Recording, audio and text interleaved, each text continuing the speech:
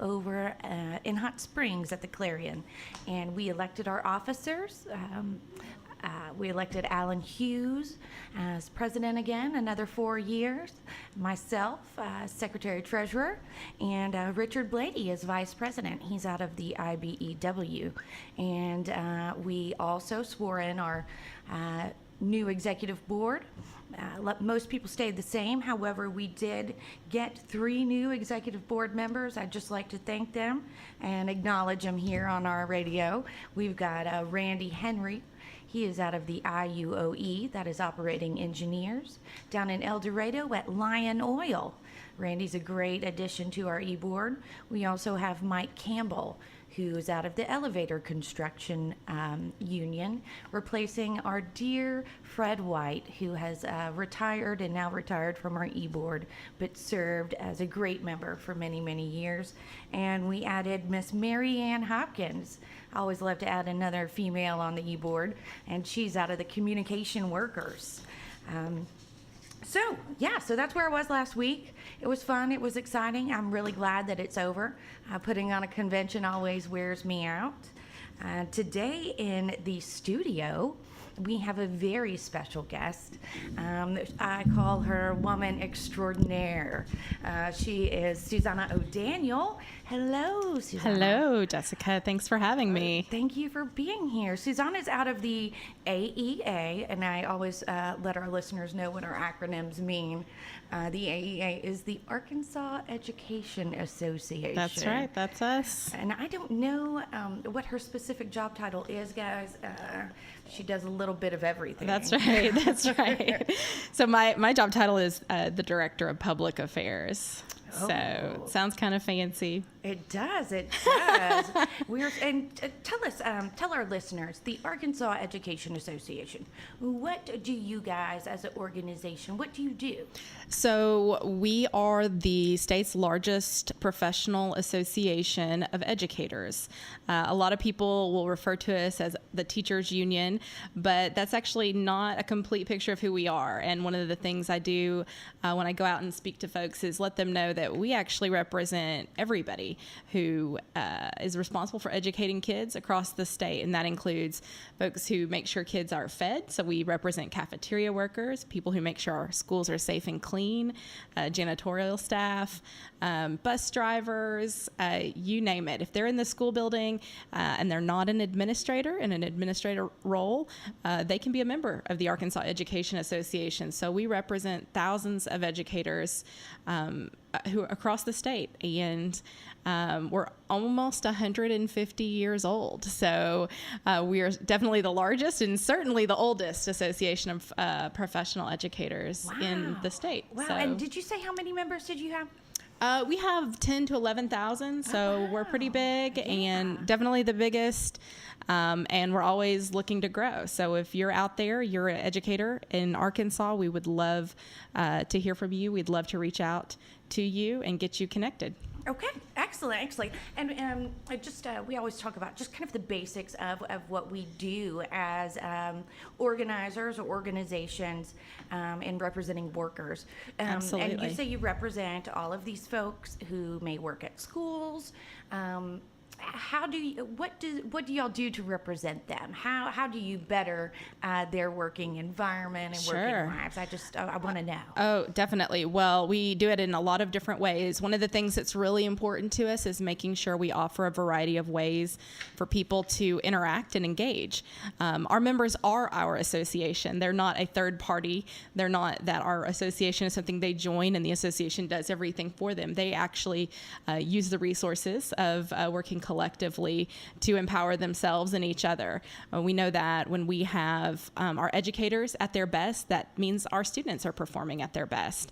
So we offer a wide variety of professional development opportunities so that our members can make sure that they're perfecting their craft, perfecting their profession, and that they're staying on top of trends in education. There are all kinds of things that are constantly changing and evolving, and innovations that are happening in classrooms across the nation. We want to make sure all those ideas are coming to educators in classrooms in our state, in Arkansas. So we bring those opportunities to our members and often use that space so that our members who are developing really interesting things in their own classrooms have that platform to share it with educators across the state as well. We also help our members plug in at local, state, and national levels. And when they're a member of the Arkansas Education Association, they're kind of a 3 levels of membership. So they're a member at their local association, so it'll be within their own school districts, the state, which is where I work for the Arkansas Education Association, and then they're a member of the National Education Association. So when you become a member, you have representation in the halls of Congress. You are represented at the state capitol and in your local school boards. So, it's really a powerful group to be a part of. Absolutely, absolutely, and you guys do such a great job, in my opinion. Thank you. And in many other opinions. I find it interesting, and something I wanted to highlight that you said is that one of the things that you guys do, and one of the things that organized labor does, whether you call yourself in a union or association, Sure. but what we do, and I think really how we can market our value in today's society is that we do offer that kind of continuing education. Absolutely. We are always pushing to either teach you more or plug you in a different capacity and learn and continue to learn and perfect your craft. Absolutely. And we do that, and you guys do that through the members' dues and everything else of how we give back, and it's not costing the company or That's right. The actual school anything extra. There's definitely value added to being a member. We always make sure that we are offering a wide variety of ways to connect. We have members who, want to be at the Capitol all the time, sharing the stories and the successes and the challenges that they face in their school buildings and their classrooms every day. And so then we have people who say, I've developed this really great technique that's working really well with my students, and I want a platform to share it with others so that they can kind of take that to scale and scale it up and say if it's worked well in these classrooms and in this district, that it could work well across the state or even beyond the state borders. Absolutely. So that is a great segue into what I want to talk to you about next. Sure. You say how they may be developing something in their own classroom. So that would mean that they're kind of going away from a blanketed, this works for every student type of program. I told you, or we discussed before you came on, that we were going to talk about the ESSA, which Right. is Every Student Succeeds Act. That's right. And this, I've done a little bit of background Excellent. research on it. Excellent. And that's what I say. They talk about a student-focused system. Absolutely. They use these nice words like equity, access, and opportunity. And they say that they're trying to pivot away from a one-size-fits-all system. As the predecessor, no child left behind. Right. And Right. when people hear No Child Left Behind, it really has almost become a cringeworthy name of a bill. And in fact, there were so many things that were flawed by that federal law that Arkansas had a waiver from much of it, which meant that we really weren't following the letter of the law because it just wasn't something that could be implemented to help our students succeed and to help our educators succeed. We know that, a student's learning environment is a teacher's teaching environment, and that those things cannot be separated. So when teachers are supported, students are supported. And that law was not getting it done. And Congress knew that. And for 14 years worked really to kind of come up with something different. And in late 2015, when it didn't seem like Congress was doing much else or getting much else out, they did pass the Every Student Succeeds Act. Senators Patty Murray and Lamar Alexander were the lead. So it had bipartisan support to move it out of Congress and to actually pass it into law. And President Obama did sign that. And the biggest thing that bill did is really kind of recalculate how power works in public education coming from the federal to the state level.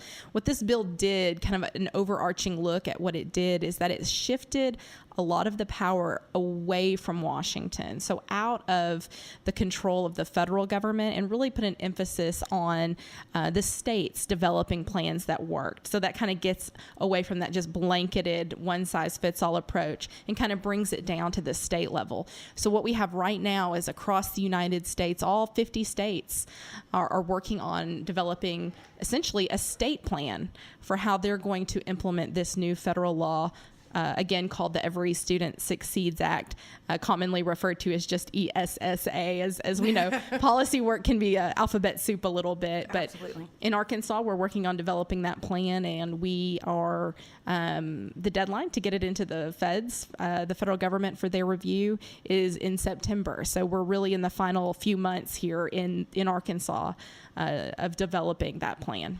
And what is that? The ArkansasESSA.org is That's where it. you can read about it.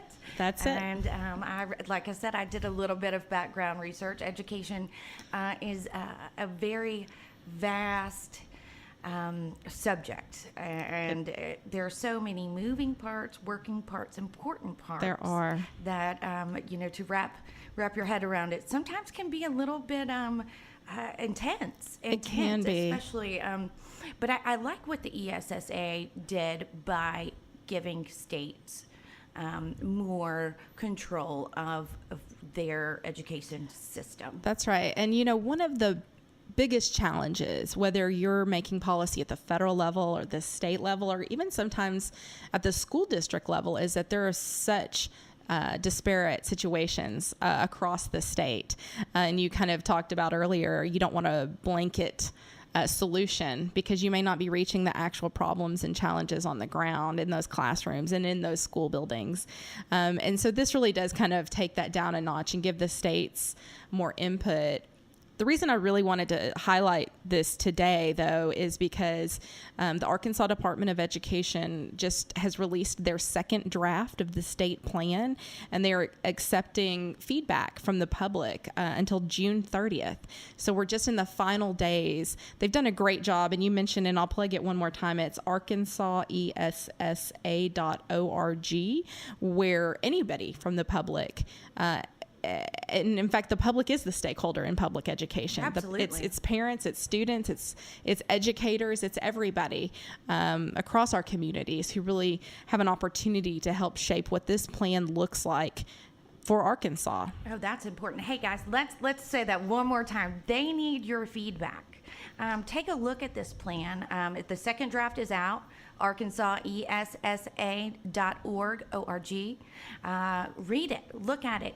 Give them your feedback, because you're right. The stakeholders in public education are the parents, they're the educators, they're the communities, and y'all need to be involved. Absolutely. And the Department of Education has done a good job of trying to make it a little bit less overwhelming for stakeholders who may be new to policy, or, quite frankly, we're just busy in our day-to-day lives. And I'll be really transparent. The state plan right now is pushing 150 some odd pages.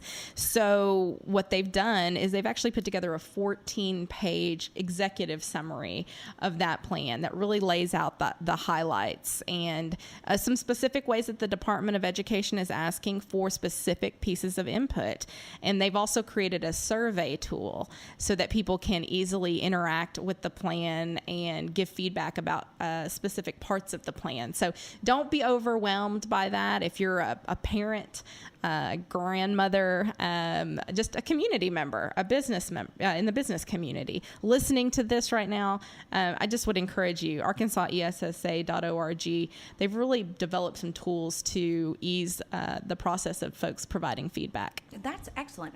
Are they now, and this is just a question, do they have any type of open hearings for this, or is it just online? Yes, so they have actually done a series of, we're kind of picking up this conversation in the middle, Okay. because they've done a series, really a tour around the state of kind of town hall style meetings that they've done.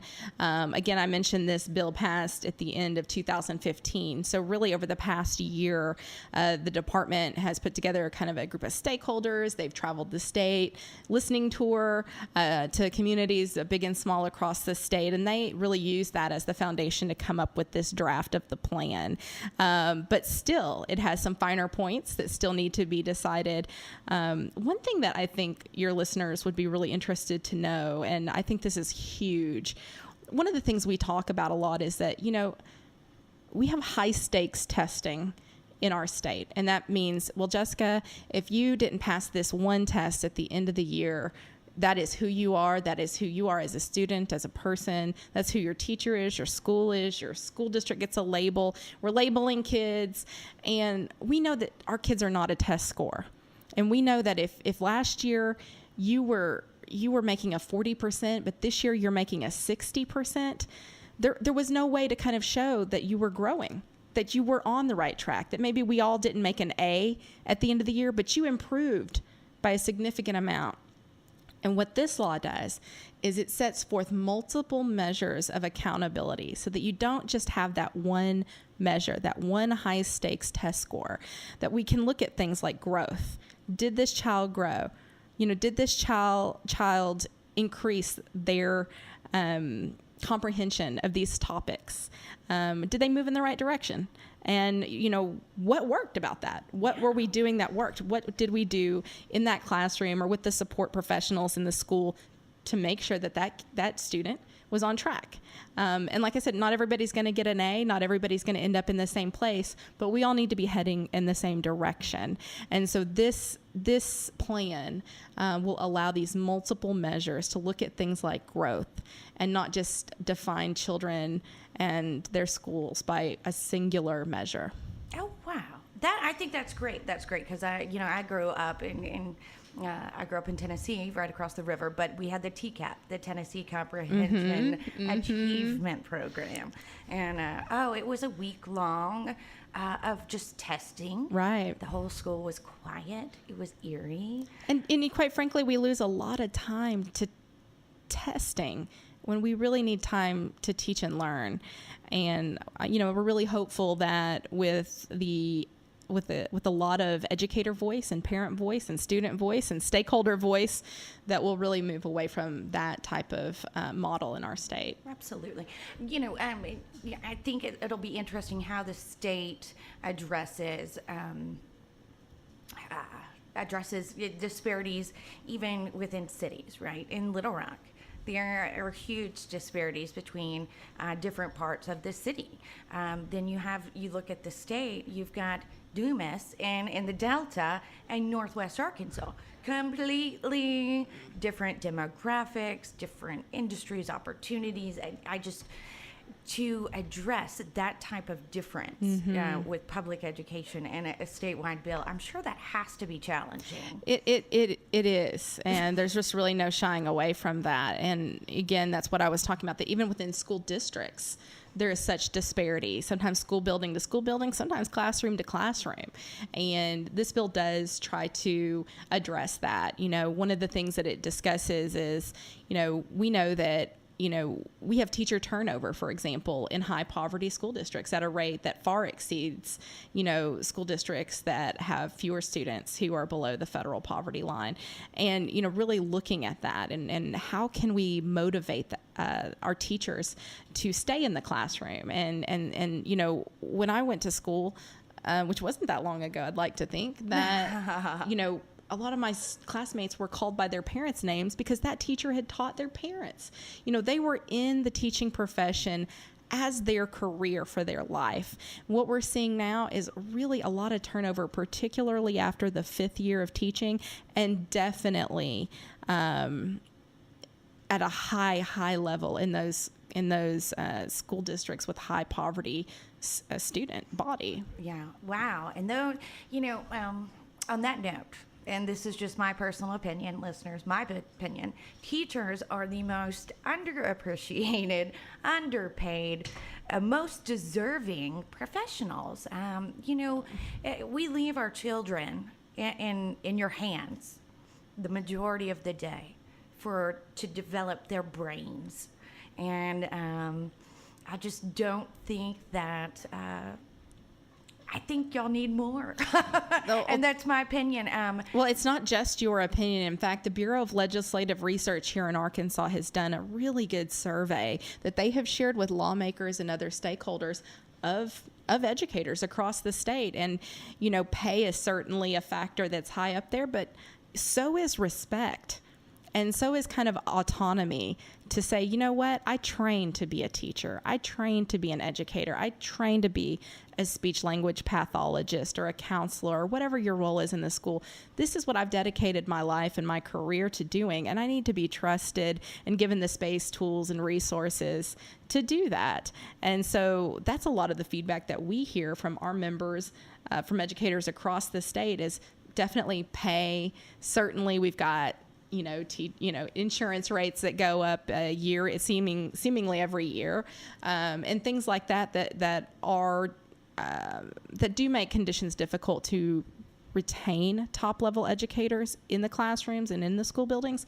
But there are other things like just respect, yes, and giving the space as professionals to do their work. Absolutely. One recurring theme that comes up on Union Station, and actually came up a lot when I spoke with different legislators this year at the legislative session, or if I was at the end of that table giving testimony, is that in the private sector, in our world, we talk about how labor could act to help retain, to attract these great workers and professional workers, and teachers do not fall anything short of that. I mean, we've got to do something in our state, within our system, in our education system, to attract teachers, to retain teachers. We do, and there is an initiative in Arkansas that has been underway just a short amount of time, but I hope it grows. And it really is called Grow Your Own. And when we talk about, how do we incentivize people to come to these hard-to-staff school districts, really, people want to be in the communities that they know. And we want educators who are invested in their communities. They know what's going on with their students. They're not just, parachuting in from, some place that has no sense of the struggles that community and their own students are going through. And so there is an initiative, it's called Grow Your Own, that's getting off the ground here in Arkansas to really make sure that we are going into communities and saying, hey, teaching is a good profession, and we are here to support you. And specifically, the Arkansas Education Association is really working to build and support early career educators, people who have, in their first, second, third, up to fifth year in the classroom or in their school buildings, and making sure that they have what they need to be successful. Maybe they need a mentor. Maybe they just need somebody to bounce ideas off of, or am I doing this right? Or how do I navigate this instance with my school principal? And so we're really looking to support those early career educators. That's fantastic. The teachers, I know growing up, the ones that I always encountered, and I know, Senators Chesterfield and Elliott are career educators. There's just so much heart and passion in career educators, and that job is, it is something that you do with all your heart and soul, and I just commend all the teachers out there and educators, and even not to forget the staffs at all these schools, because they make the world go round. They do. But yes, we've got to attract, retain, and engage our teachers and our workers here in Arkansas. It can't just be a pro-business state. It has to be a pro-worker state as well. That's right. That is right, especially in this mobile economy. But anyways, so that is all I want to do. We're running out of time. It's a quick show on the ESSA. Remember to go check it out, guys. Take a survey, give your feedback. They need to hear from you. ArkansasESSA.org.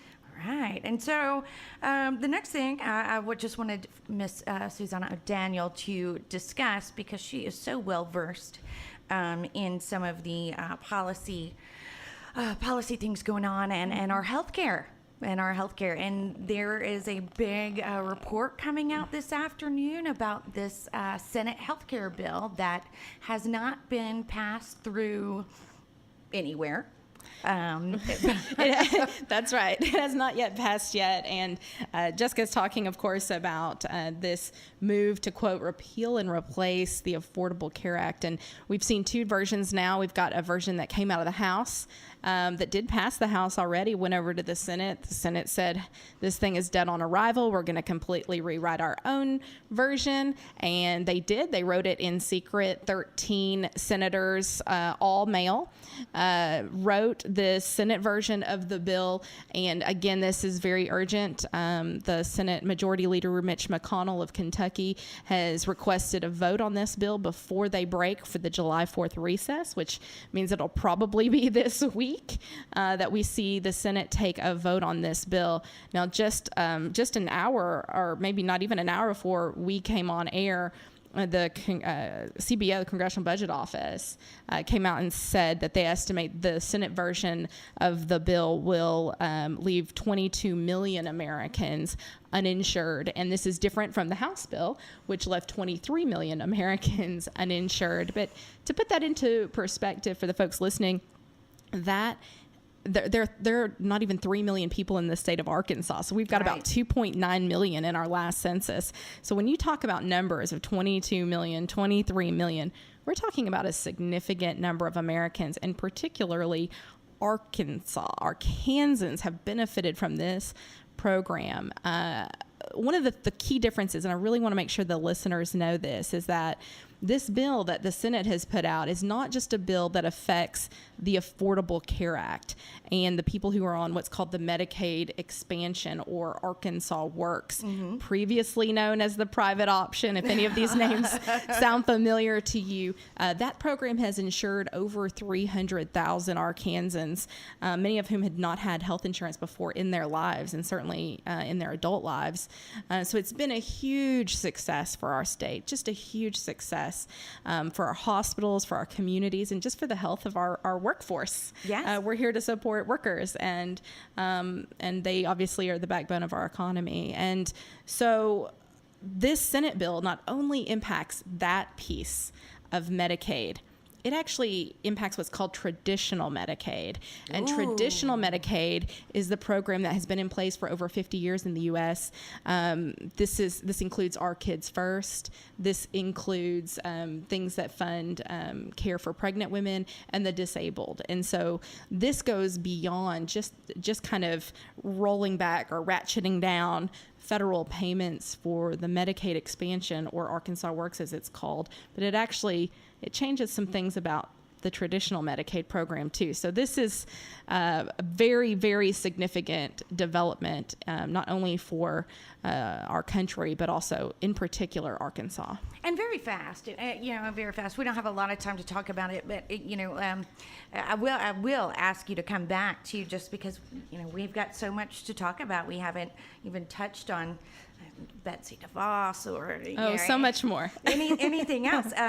But they haven't had any hearings, any feedback about this bill up until the recent release, and they want to vote to implement it, and it's too fast. Even if you slightly agree with it, I'm not saying you do, it's too fast. There's no feedback. I do have a question. Of those 13 men, was there any people of color? Ted Cruz. Okay. Thank you. You're I welcome. just had to ask that Yes. because I was afraid of that. I really was, and that is something that should be noted. It is. It's really important, and you've got a piece of legislation that's going to affect Americans of all backgrounds, certainly of all genders, and the fact that their voices have been almost completely excluded from this process. And any American, quite frankly, their voice has been excluded. And people from the AARP to the Hospital Association, you name it, they are out in full force in opposition of both the House and the Senate version of this bill. Wow. Well, thank you so much for coming on Absolutely. Union Thank you Station for having me, today. Jessica. Thank you. I want to thank the AEA for letting you unleashing you to come over Thank you. because I know they keep you busy. Guys, we're almost done. Just wanted to note, I love a little labor history.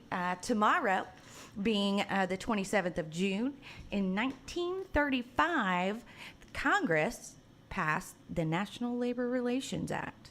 It passed the Senate in May of 1935.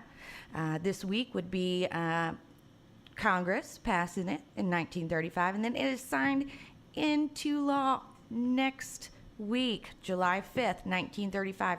National Labor Relations Act, it's everything. It allows us